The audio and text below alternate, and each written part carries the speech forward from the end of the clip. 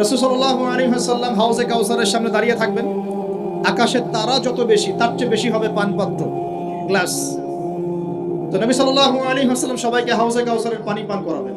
ওই দিন অন্য কোনো ব্র্যান্ডের পানি চলবে না, শুধু হাউজে কাউসারের পানি চলবে। মাম পানি, প্রাণ পানি, এসব পানি নাই, শুধু হাউজে কাউসারের পানি। কথা বুঝতে পারছেন? কোনো ড্রিঙ্কস নাই, সফট ড্রিঙ্কস, হার্ড ড্রিঙ্কস, কোনো ড্রিঙ্কস নাই, শুধু কি হাউজে কাউসারের পানি। এই পানি ছাড়া কোনো পানি নাই। এই পানি যে খাবে, এই যে 50,000 বছরের সমান দিন, কিয়ামতের দিন, এই দিনে সে ইনশাআল্লাহ পিপাসার্ত হবে। সে আর কোনোদিনও পিপাসার্ত হবে না। আর যে ব্যক্তি পান করতে পারবে না, তার কি অবস্থা সেটা বুঝতেই পারছেন।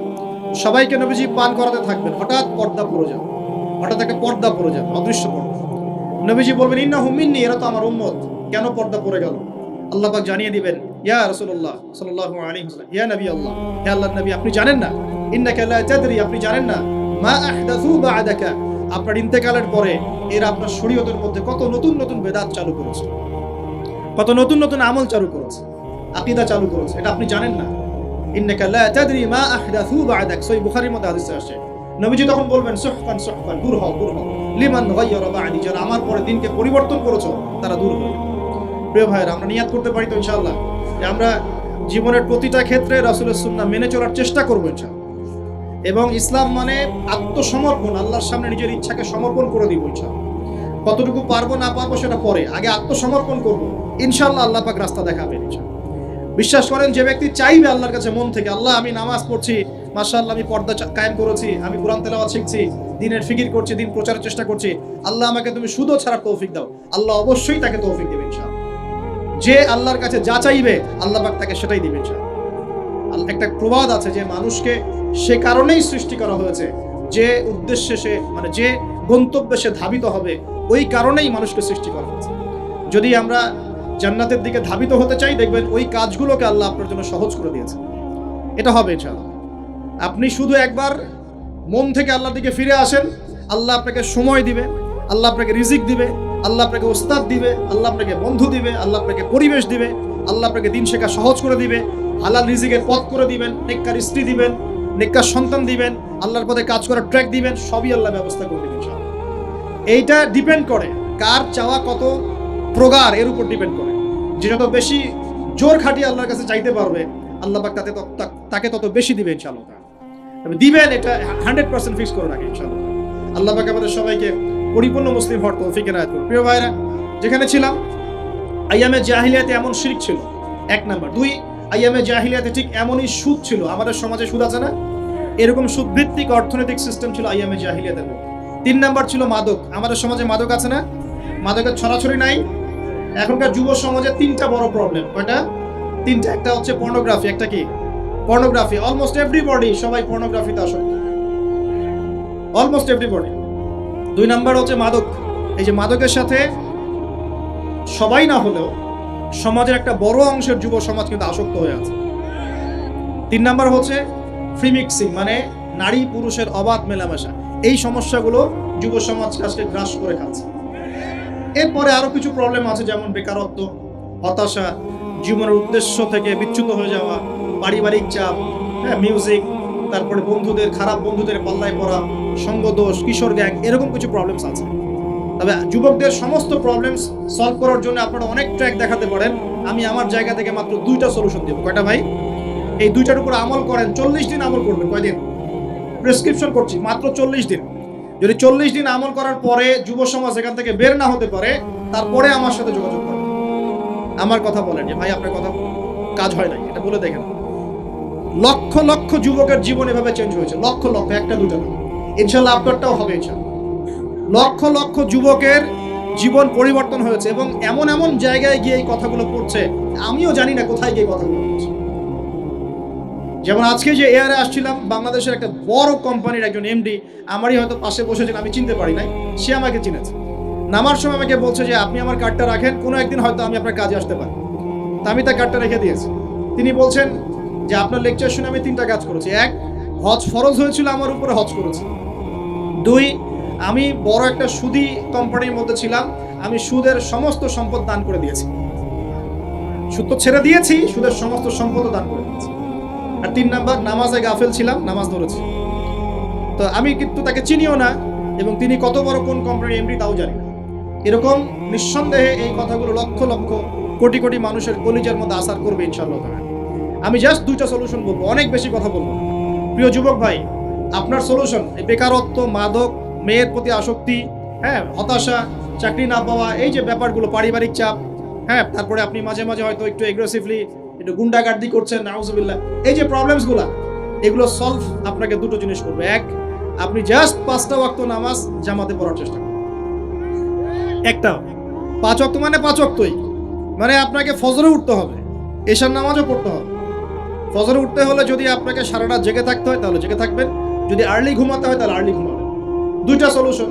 মানে এখন তো অনেকেই রাত চলে যায় 3টা, 3:30, 4টা পর্যন্ত জেগে থাকে, কারণ এখন তো দিন রাত হয়ে গেছে, রাত দিন হয়ে গেছে, তাই না? এটা ক্ষেত্র বিশেষে জায়েজ হতে পারে, কিন্তু সবসময় এটা করা যাবে না।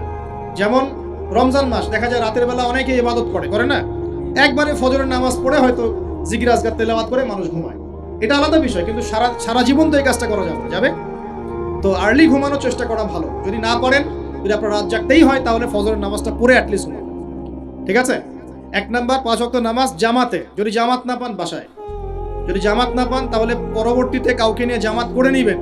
একবারই পান নাই, ঘুমিয়েছিলেন, কোনো সফরও ছিলেন বা ইত্যাদি, আপনি একা হলেও পড়ে নেবেন। 5 ওয়াক্ত নামাজ ছাড়বেন না, ওয়াদা করেন আজকে 5 ওয়াক্ত নামাজ কেউ ছাড়বেন না, ওয়াদা করেন। আল্লাহ পাক কবুল করুন, বলি আমিন।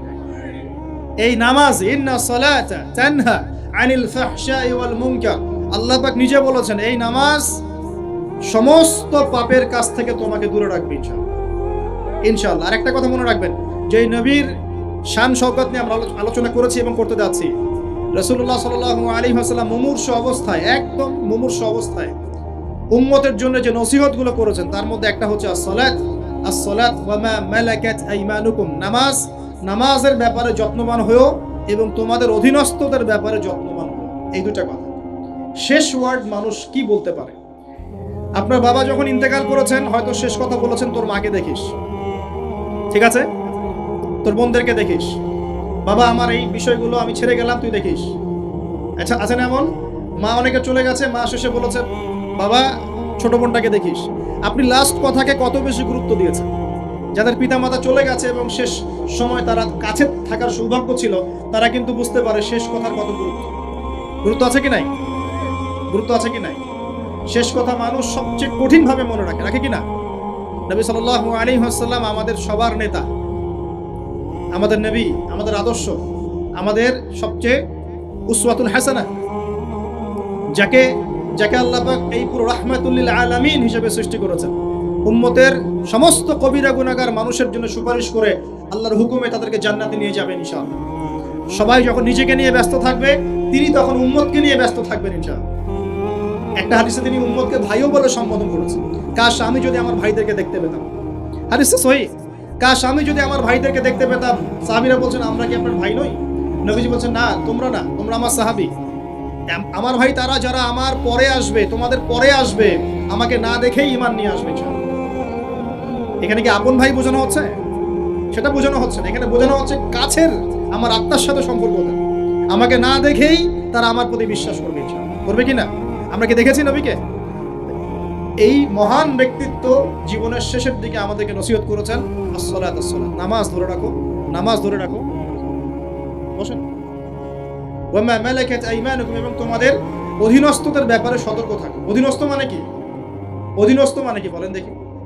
আপনার স্ত্রী আপনার অধীনে থাকে? সন্তান সন্ততি অধীনে থাকে? থাকে না? থাকে। কোন কোন ক্ষেত্রে পিতা মাতাও কি আমাদের অধীনে থাকে না?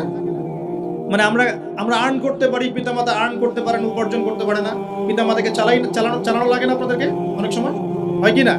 অধীনস্থ মানে আপনার আন্ডারে যে মানুষরা আছে, এই মানুষদের ব্যাপারে, তাদের হকের ব্যাপারে সতর্ক থাকবে। কে বলেছেন এটা? আচ্ছা, এখান থেকে নামাজের গুরুত্ব বুঝতে পারলাম কি? যুব সমাজের সলিউশন 1 নাম্বার, 5 ওয়াক্ত নামাজ জামাতে পড়ার চেষ্টা করবেন। আল্লাহ পাক তৌফিক এনায়েত করুন, বলে আমি। 2 নাম্বারটা হচ্ছে, আমার সামনে একটা কিতাব আছে, কিতাবটার নাম কি? সবাই পড়তে জানি? কারা কারা পড়তে জানেন না? অনেস্টলি হাত তোলেন দেখুন। জানেন না? আপনারাই জানেন না? আচ্ছা, ঠিক আছে, বসেন, শরমের কিছু নাই। যারা জানেন না, ওয়াদা করেন যে আগামী রমজান মাসে, এই রমজান মাসের মধ্যেই কোরআন তিলাওয়াত করা শিখবেন। বাঙালি একটা আবেগী জাতি। ওই যে বলি ইস্যু পাগল, মাঝে মাঝে মাঝে মাঝে ট্রল করে আর মাঝে মাঝে আবেগে ভাসে। আমাকে বলেন দেখি, আল কোরআনের আলো ঘরে ঘরে জালো, এই স্লোগান তুললেই বাংলার জমিনে একদম ইসলাম কায়েম হয়ে যাবে? কখন ইসলাম কায়েম হবে? যখন আল কোরআনের আলো ঘরে ঘরে জ্বলবে। কখন? যখন প্রত্যেকটা ঘরে ঘরে একটা করে কোরআনওয়ালা মানুষ থাকবে। প্রত্যেক ঘরে ঘরে কি একটা করে হাফেজ আছে? তৈরি করার চ্যালেঞ্জ গ্রহণ করতে হবে। বাংলার প্রতি ঘরে ঘরে একটা করে হাফেজ তৈরি হবে ইনশাআল্লাহ। এটা করলে কি আপনাকে সরকার বাধা দিবে? আপনার নিয়াত করে যদি আপনি সন্তানকে হাফেজ বানান, কেউ বাধা দিবে? কেউ চাপ দিবে? আমরা তো চতুর মুসলিম। কেমন চতুর মুসলিম? আমরা আমাদের সন্তানদের মধ্যে যারা বেশি ট্যালেন্টেড ওদেরকে দিব আগে জেনারেল লাইনে, আর যার একটু মাথা কম তাকে আমরা পাঠায় দিই মাদ্রাসায়, পাঠায় দিয়ে যে আবাসিকে রেখে দিই, থাকতো এখানে, ওকে এখানে পিঠাই সোজা করো। আপনাদের কি মনে হয় যে কোরআন সুন্নাহর জ্ঞানটা অর্জন করার জন্য মাথায় ঘেলুর দরকার নাই? এমনটা মনে হয়? কোরআন এবং সুন্নাহর জ্ঞান অর্জন করতে সবচেয়ে বেশি প্রজ্ঞা লাগে, সবচেয়ে বেশি মাথা কাটাতে হয়, সবচেয়ে ট্যালেন্টেড ছেলেটাকে দেয়া লাগতো কোরআন। আমরা উল্টা চলি। এই কারণে দেখা যায় যে কোরআন সুন্নাহ হাতে নিয়েও আমরা এখন ওয়ার্ল্ড অ্যাফেয়ার্সকে ডিল করতে পারছি না, আমরা ওয়ার্ল্ডকে চ্যালেঞ্জ করতে পারছি না। কেন? আল্লাহ রাব্বুল আলামিন আমাদের সবাইকে কোরআন শেখার তৌফিক দান করুন। আল কোরআনের আলো ঘরে ঘরে জ্বলবে তখনই যখন ইনশাআল্লাহ তাআলা আপনাদের প্রত্যেকের ঘরে একটা করে কোরআনওয়ালা মানুষ তৈরি হবে। পারা যাবে তো ইনশাআল্লাহ? নাকি কোরআন সুন্নাহ খালি আলেম ওলামাদের চর্চা করেই হবে? আপনাদের পড়ারও দরকার নাই, জানারও দরকার নাই, বোঝারও দরকার নাই। এখন ব্যাপারটা কেমন? কোরআন কি শুধু আল্লাহ পাক আলেমদের জন্য পাঠিয়েছে, নাকি শুধু মুসলিমদের জন্য পাঠিয়েছে, না পুরো মানব জাতির জন্য? পুরো মানব জাতির জন্য আল্লাহ কোরআন পাঠিয়েছে। ওয়াদা করা যাবে ইনশাআল্লাহ? যুব সমাজ ইনশাআল্লাহ আমরা কোরআন তেলাওয়াত তো শিখবই, অর্থ বুঝবো ইনশাআল্লাহ। রাজি আছি ইনশাআল্লাহ? এই রমজান মাসে আল কোরআন এক খতম দিবেন ইনশাআল্লাহ। প্রত্যেকদিন এক পারা করে তেলাওয়াত করার চেষ্টা করবেন, আল্লাহ তৌফিক দান করুন। আর যারা আমরা তেলাওয়াত করতে পারি, আমরা চেষ্টা করব আলিফ লাম মিম থেকে একদম মিনাল জিন্নাতি ওয়ান নাস পর্যন্ত অর্থ সহ পড়ার জন্য। পারবো তো ইনশাআল্লাহ? আল্লাহ তৌফিক দান করুন, বলি আমিন। যেটা বলছিলাম, আইয়ামে জাহিলিয়াতে এই প্রবলেমসগুলো ছিল, আপনাকে আমি আস্তে আস্তে এখন মেরাজের দিকে নিয়ে যাচ্ছি। আইয়ামে জাহিলিয়াতের প্রবলেমস কি বললাম? 1 নাম্বার কি ছিল ভাই? শিরকের পাপ। 2 নাম্বার বলেন আমার সাথে, রিবা মানে সুদ। 3 নাম্বার মাদক, যেটা আমাদের সমাজে আছে কি নাই? 4 নাম্বার হচ্ছে মেয়েদের অবমাননা। মেয়ে নারী জাতিকে সেখানে খুব একটা মূল্যায়ন করা হতো না। আপনাদের কি মনে হয় এখন খুব মূল্যায়ন করা হয়? হ্যাঁ, এখন খুব মূল্যায়ন করা হয় না? এখন মূল্যায়ন করা হয় ঠিকই, কিন্তু তাদের দেহটাকে কিসে মূল্যায়ন করা হয়? এই দেহটাকেই মূল্যায়ন করা হয়, তাদের ডিগনিটি, তাদের সম্মানকে মূল্যায়ন করা হচ্ছে না। আমরা কত বড় ভণ্ড দেখবেন, নারী অধিকারের কথা বলি কিন্তু পতিতালয়গুলোকে বন্ধ করি না। আমরা যদি সত্যি তাদেরকে ভালোবেসে থাকি, তারা যদি আমাদের সমাজের অংশ হয়, আমাদেরই কারো মা, কারো বোন, কারো আত্মীয় হয়ে থাকে, তাহলে আমরা কি আমাদের অর্থ দিয়ে তাদেরকে কর্মসংস্থানের ব্যবস্থা করে দিতে পারতাম না? কয়জন এই কাজটা করেছে? কয়জন এই কাজটা করেছে বা করার হিম্মত দেখাচ্ছে? ওদেরকে রেখেও দিবে, তাদেরকে ভোগও করবে, করে আবার ওদের অধিকার